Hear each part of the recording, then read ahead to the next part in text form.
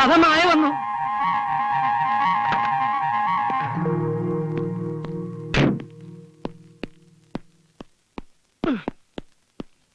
മുത്തച്ഛ, മുത്തച്ഛന്റെ മായക്കുട്ടി വിമാനത്തിലും വന്നിട്ടില്ല, തീവണ്ടിയിലും വന്നിട്ടില്ല, ബസ്സിലും വന്നിട്ടില്ല. ഞാൻ സകല സ്ഥലത്തും തപ്പി.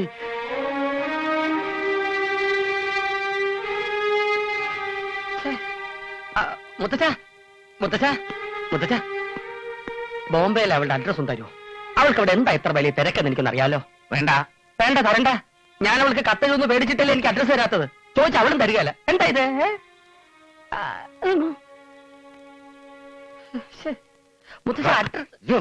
ഇങ്ങോട്ട് വന്നേ.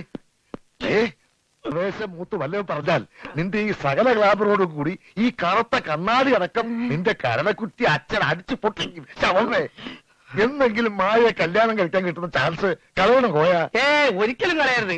ഇത്രയും പുരുഷത്വം വെച്ചൊരു അഡ്രസ് വേണ്ടി ചീപ്പാവേ. വിട്ടുകള ശിവൻകുട്ടി, ഇതങ്ങനെ വിടാൻ പറ്റില്ല. മായ എന്റെ ജീവനാ. നീ അവളെ കല്യാണം കഴിച്ച് ഈ സ്വത്തുക്കളെ മുഴുവൻ നമ്മുടെ കയ്യിൽ വരുന്നത് കണ്ടിട്ട് വേണം ഈ അച്ഛനൊന്ന് കണ്ണടയ്ക്കാൻ.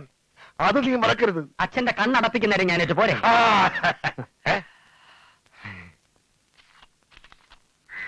വാടക 400 നിങ്ങൾ അതേപോലെ വാടകയില് പകുതി ഇങ്ങക്കും പകുതി അമ്മക്കും.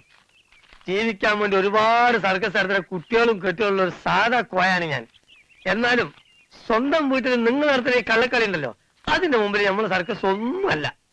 അതെ, അടുത്ത മാസം സ്വന്തം തന്ത ഇതുപോലെ വാടക കൈനീട്ടി വാങ്ങാത്ത ദിവസങ്ങളുണ്ടെങ്കിൽ ഒന്ന് അറിയിക്കണം. അത് നമുക്ക് ഷെയർ ചെയ്യാലോ. അളിയാ, എന്റെ ഷെയർ ഇവിടെ. ഇതാ ഏട്ടനും അളിയനും 100 പിടി. എന്റെ 100 കഴിച്ച് വേറൊരു 100 എന്റെ കയ്യിൽ ബാക്കിയുണ്ട്. അത് 3 ആക്കി മുറിച്ച് 33 രൂപ 33 പൈസ ഇനി അങ്ങോട്ട് വരും. എന്താ പോരെ? പോരാ, എന്നാലും 1 പൈസ ബാക്കി വരും. വന്നോട്ടെ. അത് അളിയന്റെ 16 അടിയന്തരത്തിന് ഞാൻ ഭഗവതിക്ക് നേർച്ച കിട്ടുന്നുണ്ട്.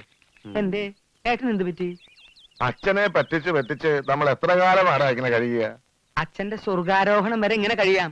അല്ലാതെ എന്താ ചെയ്യാ? തന്തയാണെന്ന് പറഞ്ഞിട്ട് ഒരു കാര്യമില്ല. ദേ തല്ല് കിട്ടി എന്റെ പുറമൊന്ന് നോക്കി. പിന്നെ കാണാം. ഇളയ പെങ്ങള് ചിന്നമ്മ മരിച്ച പിന്നെ അച്ഛനിങ്ങനെ കണ്ണിച്ചോടയില്ലാതായത്. ചിന്നമ്മൂന്റെ മകള് മായോടാ അച്ഛൻ എല്ലാരേക്കാളും ഇഷ്ടം. അവൾ ഇന്ന് വന്നില്ലെങ്കിൽ ഇവിടെ ആകെ പ്രശ്നമാവും. അളിയാ, സദ്യ വിളം പറയും, അവിടെ ആരുമില്ല. തനിക്ക് മറ്റേതാണ്ടേ? അതല്ലടോ എന്റെ പുറം. പിന്നെ കാണാം. എന്താ? എനിക്ക് അല്പം സ്വസ്ഥത തരുമോ? മുത്തച്ഛ, ഞാൻ പറഞ്ഞില്ലേ മുത്തച്ഛ, അവൾ പുറപ്പെട്ടിട്ടില്ല. ഇതാ കമ്പി വന്നിട്ടുണ്ട്. അവൾക്ക് അവിടെ എന്തോ ജോലി തിരക്കാണത്രേ. കാര്യം ഞാനൊരു ഉയർന്ന ഉദ്യോഗസ്ഥനോ വലിയ ബിസിനസ്മാനോ ഒന്നും അല്ലെങ്കിലും ഒരു പെണ്ണിനെ സ്നേഹിക്കാനുള്ള മനസ്സും ചങ്കൂറ്റവും ഈ വീട്ടിൽ മറ്റാരെക്കാളും എനിക്കുണ്ട്. എനിക്ക് മാത്രമേ ഉള്ളൂ. എനിക്ക് മായ ഇഷ്ടമാണ്. മായക്ക് എന്നെയും ഇഷ്ടമാകണം. ഇന്നേ സമയം വരെ ജലപാനം പോലും കഴിക്കാതെ മായ അന്വേഷിച്ച് സകല ദിക്കിലും ഓടി നടന്ന് ഒടുവിൽ ഈ കമ്പിയുമായി ഞാനിവിടെ എത്തിയത് അവളെ കാണാൻ മുത്തച്ഛന് എന്നെ പോലെ വിഷമിച്ചിരിക്കുന്നു എന്ന് അറിഞ്ഞിട്ട് തന്നെയാ. ഈ കാര്യം പറഞ്ഞുകൊണ്ട് ഇരിയാണെന്ന് എന്നെ നേരെ വന്നാൽ വല്ലതും കടിച്ചു തിന്നാൻ നേരത്തെ വായി പല്ല് കാണത്തില്ല. ഇറങ്ങിപ്പോയോ? പിന്നെ എന്റെ അച്ഛാ, എന്തോ മോനെ? മുത്തച്ഛൻ എന്റെ തന്തയ്ക്ക് വിളിച്ചു. അത്രേ ഉള്ളൂ. മായമോള് വരില്ലേടാ ശിവൻകുട്ടി? മായ വരാൻ യാതൊരു വഴിയും ഞാൻ കാണുന്നില്ല. കമ്പിയിൽ പിന്നെ എന്താടാ അവളെ എഴുതിയിരിക്കുന്നത്? 1 കിലോ ചെമ്പ് കമ്പ് ഈ ചെറിയ മാവന്റെ തലയെ കെട്ടിവെച്ച് ബോംബെയിലോട്ട് അയക്കാൻ പറഞ്ഞു. അവളിങ്ങോട്ട് വരുന്നില്ലെന്ന്. മായ പിന്നെ ബോംബെയിൽ എന്തെടുക്കുക? ബോംബെയിൽ അവൾ എന്തെടുക്കണം? നിങ്ങളിൽ നിന്നെല്ലാം രക്ഷപ്പെട്ട് അങ്ങ് അകലെ എന്റെ മായ ബോംബെ നഗരത്തിൽ ഒരു മായാമോഹിനിയായി മാറിക്കൊണ്ടിരിക്കുകയാണ്. എനിക്കിനി അവളെ കിട്ടില്ല അച്ഛാ. മായ മായ.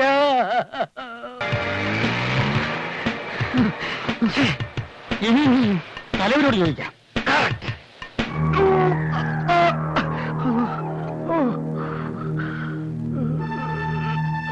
പറയാമൊക്കെ കരയ്ക്ക് മുഴുവൻ കൊണ്ടുവരാതെ നീ ആ പാവ എവിടെയാണ് അവളിപ്പിച്ചത്? ഞാൻ തൂക്കിപ്പൊടിക്കാതെ ഞാൻ പറയണമെന്ന് കേക്ക് തലവര്. തോണിയിൽ നിറങ്ങുമ്പോ ആ പാവക്കുട്ടിയുടെ കീശനുണ്ടായിരുന്നു. ഇവിടെ വന്നപ്പോ കാണാനില്ല. കള്ളയമാണേ, നീ അതിനെ ആർക്കെങ്കിലും വിറ്റോ? തലവരുടെ കുട്ടിക്ക് വാങ്ങിയ പാവം ഞാൻ എന്തിനാ വിൽക്കുന്നത്? അത് എന്റെ കുട്ടിക്ക് വാങ്ങിയതാണെന്ന് നിന്നോട് ആരാടാ പറഞ്ഞ കരുത്? അതിനകത്ത് രത്നങ്ങളാണ്. 9 ലക്ഷം രൂപ വില പിടിപ്പുള്ള രത്നങ്ങൾ. അന്ന് 9 ലക്ഷം. തലവരെ കിട്ടി, പാവക്കുട്ടിയെ കിട്ടി. എവിടെയാ പാവക്കുട്ടിയെ? ഒരു വാവക്കുട്ടി തട്ടിക്കൊണ്ട് പോയി. വാവക്കുട്ടിയോ? അതാരാടാ?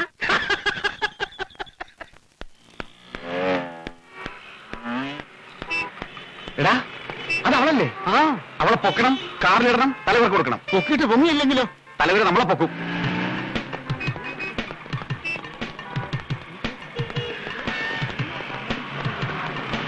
എടീ, വിളികളെ.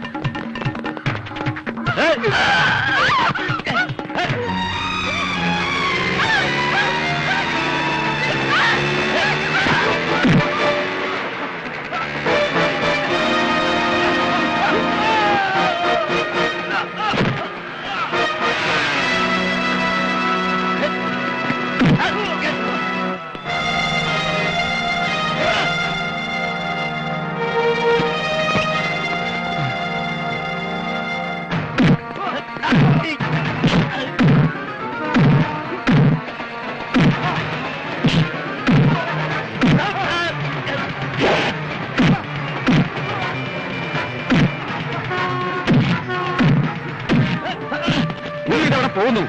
അവിടെ തല്ലാൻ നടക്കണ്ട, നമുക്കും പോയി പിടിക്കാം. തലവർ നമ്മളോട് തല്ലാൻ പറഞ്ഞിട്ടില്ല. പുതിയ ഒരു വന്നിരിക്കുന്നു. ആരെ? അവനാരാ? അവനാ തലയിട്ട് ചോദിക്കാം. മതി മതി.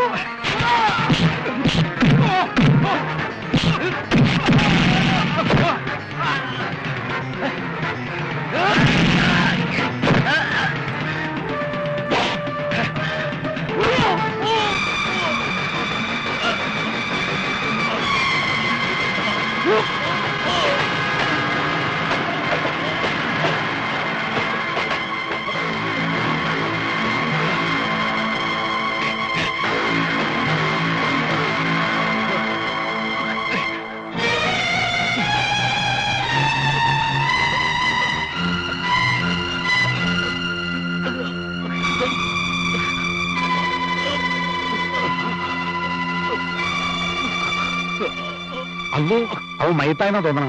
നമുക്ക് വലിയടാ. അപ്പൊ പാവക്കുട്ടി അത് നാളെ നോക്കാന്ന്. പോലീസ് വരുന്നതിന് മുമ്പ് പോ.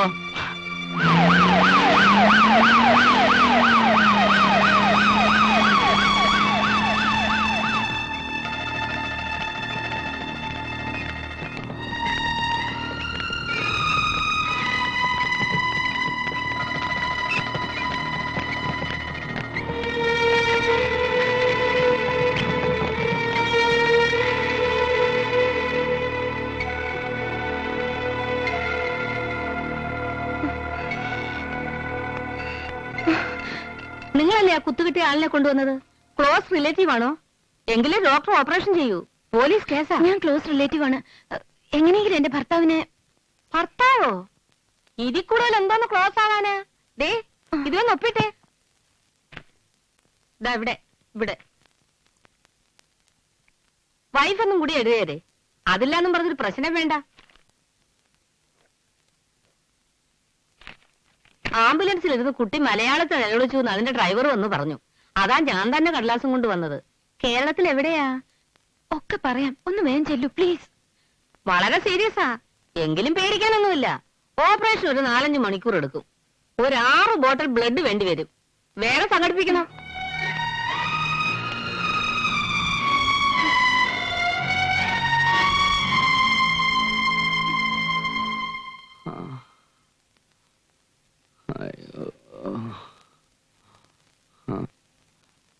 സാറേ സാറേ സാറേ ഇത് ഞാനാണ് സാറിന്റെ ദാസൻ ദാസൻ ദാസൻ. സിസ്റ്ററെ ജൽദിയാവോ, സാറിന്റെ ബോധം പോയേ. നീ എന്തിനാണ് നിന്റെ സിസ്റ്റർ വിളിക്കുന്നത്? ഇത് നിന്റെ വീടാണോ? വീടല്ല സാറേ, ഇത് ആശുപത്രിയാണ്. സാറിനെ ആരോ നിരത്തിലിട്ട് കുത്തി കുടലെടുത്തു. ഓപ്പറേഷൻ ചെയ്ത് ആ കുടലെടുത്ത് അകത്തിട്ട് ഡോക്ടർമാർ തുന്നിക്കെട്ടി. ഇനി കുഴപ്പമൊന്നുമില്ല.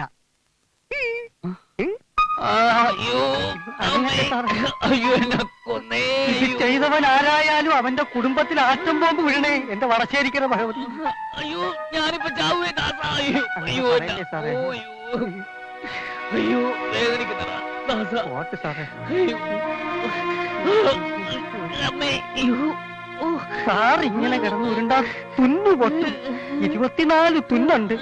സിസ്റ്ററെ വിളിച്ച് ഇഞ്ചക്ഷൻ തരാൻ പറയട്ടെ. അത് കൊണ്ടുപോയി നിന്റെ തന്തയ്ക്ക് കൊടുക്കണ കഴുതേ. അയ്യോ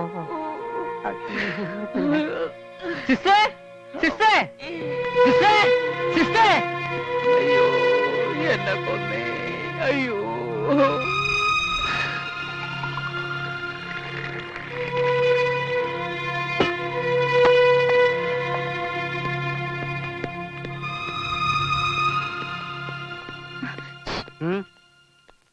वो आपका कौन है?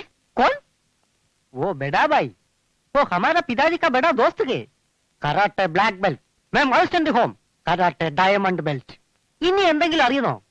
ആരോ 4 കുത്തും കുത്തി ഇവിടെ കൊണ്ട് നിട്ടതാ. അങ്ങേര് ഇവിടെ നിന്ന് എഴുന്നേൽക്കുക വേണ്ടു. കുത്തിയവനും കുത്തു കൊള്ളിച്ചവനും ഉടലോടെ നരകത്തിലെത്തും. ഹിന്ദി നേരാമെന്ന് അറിയായിരുന്നെങ്കിൽ അവന്മാരെ ഞാൻ തന്നെ കണ്ടുപിടിച്ചേനെ. ബോംബെയിൽ വന്ന് സാറിന്റെ കൂടെ കൂടി ഞാനും ഒന്ന് പച്ച പിടിച്ച് വരുന്നതേ ഉള്ളൂ.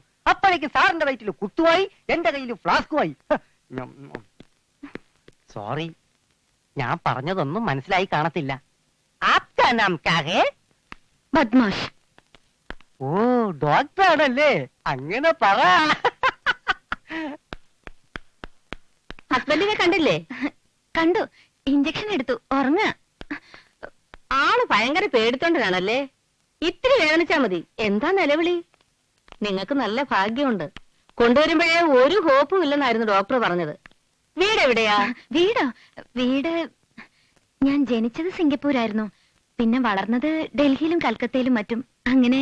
കല്യാണം കഴിഞ്ഞിട്ട് എത്ര നാളായി? 5-6 വർഷമായി. എത്ര കുട്ടികളുണ്ട്? അദ്ദേഹത്തിന് കുട്ടികളുണ്ടാവില്ല. അയ്യോ കഷ്ടം, ഞാൻ അറിയാതെ ചോദിച്ചു പോയി. I am sorry. It's all right. ദേ ഒന്ന് നിക്കണേ, ഒരു കാര്യം ചോദിക്കാൻ മറന്നുപോയി. ഹസ്ബൻഡിന്റെ പേരെന്താ? അത് ഞാൻ ഇതുവരെ കേസ് ഷീറ്റിൽ എഴുതിയിട്ടില്ല. അന്നത്തെ പരിഭ്രമത്തിന് ചോദിക്കാനും വിട്ടുപോയി. അതെനിക്ക് അറിഞ്ഞൂടാ. അല്ല, ഞാൻ കണ്ണാന്നാ വിളിക്കാറ്. കണ്ണാന്ന് വിളിച്ച് വിളിച്ച് ശരിയായ പേര് ഞാനും മറന്നു. അതൊക്കെ ഒരു ഭാഗ്യമാണ് കുട്ടി. അതാണ് യഥാർത്ഥ സ്നേഹം. പോയോ? 1 മണിക്കൂറായി ഞാൻ ആ പൈപ്പും പിടിച്ച് നിൽക്കാൻ തുടങ്ങിയിട്ട്. ഒരു തുള്ളി മൂത്രം പോകുന്നില്ല ദാസ. വയറിനകത്താണെങ്കിൽ ആകെ ഒരു തരിപ്പും. അവന്മാര് കുത്തിയപ്പോ ഇനി അതങ്ങനെ മുറിഞ്ഞു പോയിരിക്കുവോ? എന്ത് ചോദിച്ചാൽ ഈ കുത്ത് കിട്ടിയ കാര്യം മാത്രം നീ എടുത്തു പറയണ്ട. ഇതൊക്കെ ആണുങ്ങൾക്ക് പറഞ്ഞിട്ടുള്ളതാ. ഒരു പെണ്ണിനെ രക്ഷിക്കാൻ വേണ്ടി ഞാൻ 1-2 കുത്തു വാങ്ങി. എന്നെ കുത്തി നിലത്തിട്ടിട്ട് ആ കാട്ടാളന്മാർ അവളെയും കൊണ്ട് പോയിട്ടുണ്ടാവും. അവളെ പറ്റി നീ എന്താ ചിന്തിക്കാത്തത്? പെണ്ണുങ്ങളെ കുറിച്ച് ചിന്തിക്കാൻ പറ്റിയൊരു ദേഹമല്ല എന്റേത്. ഈ തടി കയറാവുന്ന മനുഷ്യത്വം കാണിച്ചിട്ട് സാറിന് ഇപ്പൊ എന്താ കിട്ടിയത്? വയറിന് 24 തുന്നോ? അത് പിന്നെ സഹിക്കാം. ഈ മൂത്രം പോകാത്തതിന് ഇപ്പൊ എന്താ ചെയ്യാ? അതിനി വേറെ ടാപ്പിടേണ്ടി വരുമോ? ഇതിനുള്ള ഉത്തരം ഞാനൊന്ന് എഴുന്നേറ്റിട്ട് നിനക്ക് സൗകര്യം പോലെ പറഞ്ഞു തരാം. അതുവരെ നീ ഒന്ന് ക്ഷമിക്കും. സിസ്റ്റർ അല്ലേ പറഞ്ഞ എന്തോ മരുന്ന് വാങ്ങിക്കാനുണ്ടെന്ന്. ആ പ്രിസ്ക്രിപ്ഷൻ ഇങ്ങോട്ട് കൊടുത്താൽ ഇവനത് വാങ്ങിത്തരും. അതൊക്കെ വാങ്ങിച്ചു തന്നിട്ടില്ലേ സാറിന്റെ ഭാര്യ ഇവിടെ വന്ന് സാറിനെ കണ്ടിട്ട് ഓഫീസിൽ പോയത്? എന്നെ കണ്ടിട്ടോ? ഏത് ഭാര്യ? ഏത് ഓഫീസില്? സാറിന്റെ ഭാര്യയല്ലേ കുറച്ച് നേരത്തെ ഇവിടെ വന്നിട്ട് പോയത്? ഇങ്ങനത്തെ ഓരോ സാധനത്തിനെ ഒപ്പം നിർത്തി ഇല്ലാത്ത ഇൻഫെക്ഷൻ ഉണ്ടാക്കുന്നതിൽ നല്ലതല്ലേ സ്നേഹമുള്ള ഭാര്യ ഒരാഴ്ചത്തെ ലീവ് എടുത്ത് അടുത്തിരിക്കുന്നത്? സാറിന് അവരോട് ലീവ് എടുക്കണ്ടെന്ന് പറഞ്ഞത്? ഞാൻ അങ്ങനെ ആരോടും പറഞ്ഞിട്ടില്ല. ആരാ നിങ്ങളോട് നുണയൊക്കെ പറഞ്ഞു തന്നത്? ഇത് നുണയൊന്നുമല്ല, സാറിന്റെ ഭാര്യ തന്നെയാ പറഞ്ഞത്. മരുന്നെല്ലാം വാങ്ങി ഞങ്ങളെ ഏൽപ്പിച്ചിട്ട് ഇതുവരെയുള്ള സകല ബില്ലും കെട്ടിയാ അവര് പോയത്. സാറിന്റെ കയ്യിൽ നിന്ന് ഒറ്റ പൈസ പോലും വാങ്ങരുതെന്ന് കാഷിലോടും പറഞ്ഞു. അവരധ്വാനിച്ചുണ്ടാക്കുന്ന പൈസ കൊണ്ട് വേണമത്രേ സാറിനെ ചികിത്സിക്കാൻ. സാറിന്റെ പേര് കണ്ണാന്നാണല്ലേ? ഭാര്യക്ക് ഇഷ്ടപ്പെട്ട പേരല്ലേ അത്? അത് തന്നെ ഞാനും കേസ് ഷീറ്റിൽ എഴുതിയിരിക്കുന്നത്. അതേതായാലും നന്നായി. അതേ പേരിൽ എന്റെ വീട്ടിലൊരു മൂരിക്കുട്ടനുണ്ട്. ഇങ്ങനെ കണ്ണു ചോരയില്ല സംസാരിക്കരുത്. ആരോടൊക്കെ തല്ലുകൂടി വയറ്റത്തൊരു കുത്തും വാങ്ങി ബോധം പോയ സാറിനെ ആ പാവം നിലവിളിച്ചോണ്ട് എവിടെ കൊണ്ടുവന്നാക്കിയത്. അവര് വരാൻ ഇത്തിരി വൈകിരുന്നെങ്കിൽ ഇനിയും ഒരു സ്വഭാവം കാണിക്കാൻ സാറില്ല. എന്റെ കണ്ടീഷൻ അത്രയും മോശമായിരുന്നോ? ശരിക്കും പറഞ്ഞാൽ ഇവിടെ കൊണ്ടുവരുമ്പോ സാറിന് ജീവൻ ഉണ്ടായിരുന്നില്ല. ഓഫീസിലുള്ള ആൾക്കാരെ മുഴുവൻ കൂട്ടിക്കൊണ്ടുവന്ന് 6 കുപ്പി രക്തമാണ് ആ പാവം സംഘടിപ്പിച്ചു കൊടുത്തത്. അല്ല, സാർ ഇതൊന്നും അറിഞ്ഞിട്ടില്ലേ? ഇല്ല, അപ്പോഴൊന്നും എനിക്ക് ബോധം ഉണ്ടായിരുന്നില്ല.